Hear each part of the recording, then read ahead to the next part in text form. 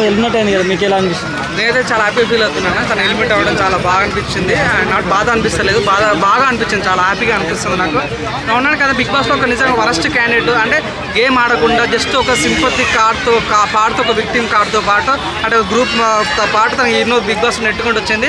అంటే తనకన్నా వీక్ చూడండి, ఒక మాట మాట్లాడింది. నాకు ఎంత డిస్టర్బ్ అయింది ఆ మాట అంటే, ఆదిత్య ఓం మాట అంది. ఆదిత్య ఓం గారు మీరు బిగ్ బాస్కి 4 వారాలు ఉండాలనుకోండి, 4 వారాలు ఉన్నారు అయిపోయింది, ఈ వీక్ వెళ్ళిపోండి అని అంటే తను ఎంత ఓవర్గా మాట్లాడింది అంటే, మీరు వెళ్ళిపోండి ఇక మీతో అవసరం లేదని మాట్లాడింది. సో ఆదిత్య తను చాలా సీరియస్ తీసుకోరు ఆ మ్యాటర్. అందుకోసమే తనని సోనియాని పంపిస్తారు ఈసారి. ఆదిత్య ఓం పోవాల్సిన ప్లేస్ సోనియా పంపిస్తారు. అంటే మనం మాట్లాడే విధానం బట్టి ప్రజలు రెస్పాన్స్ అవుతారు కాబట్టి.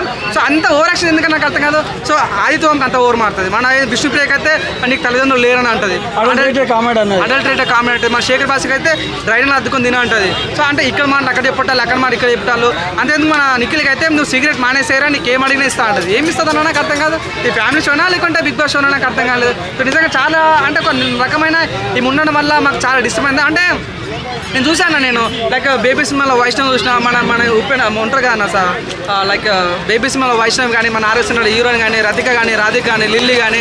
సో వీళ్ళంతా ఎత్తు అనుకుంటే వీళ్ళకి మించి ఉందన్నమాట. ఎందుకంటే ఒక 2 యాంగిల్స్, పెద్దోడు చిన్నోడు అనే ట్రయాంగిల్ నడపాలనుకుంటుంది. ఇక్కడ అక్కడ రాజమాత లాగా బాహుబలి మెయింటైన్ చేసుకుంటా, మన బల్లాదేవి మెయింటైన్ చేసుకుంటా, పృథ్వీని ఇద్దరే ఆడుకుంటాను. నిన్న చూడండి యశ్వక పాయింట్ ఏంటది, నువ్వు గేమ్ ఆడతలేవు, నువ్వు ఆడుకొని ఇద్దరు పంపిస్తున్నావు అంటే, కావాలని నువ్వు నిఖిల్ సైడ్ చూస్తున్నావు అంటే ఇతరులు ఎంత పాయింట్ ఆఫ్ చేస్తా అంటే అంత పాయింట్ ఆఫ్ చేస్తామంట. తను లాయర్ చదివిందంట. సో చదివిన లాయర్ కూడా అంత పాయింట్లో మాట్లాడతలేదు తను. అంటే ప్రతి ఒక్కరిని నెగిటివ్ చేయటాలు. తను తను ఏమంటే నాకన్నా చాలా చిన్నోళ్ళు ఇంత అతను వెళ్ళిపోతాం. ఇంకొకసారి ఒక మాట అన్న, అరే ఈ 2 వీక్స్ అయితే అందరూ మనకు పడిన వాళ్ళు అందరూ వెళ్ళిపోతారా, మన గేమ్ మంచిగా ఆడుకోవచ్చురా అన్న. సో నిజంగా ప్రజలు చాలా సీరియస్ తీసుకోరన్న.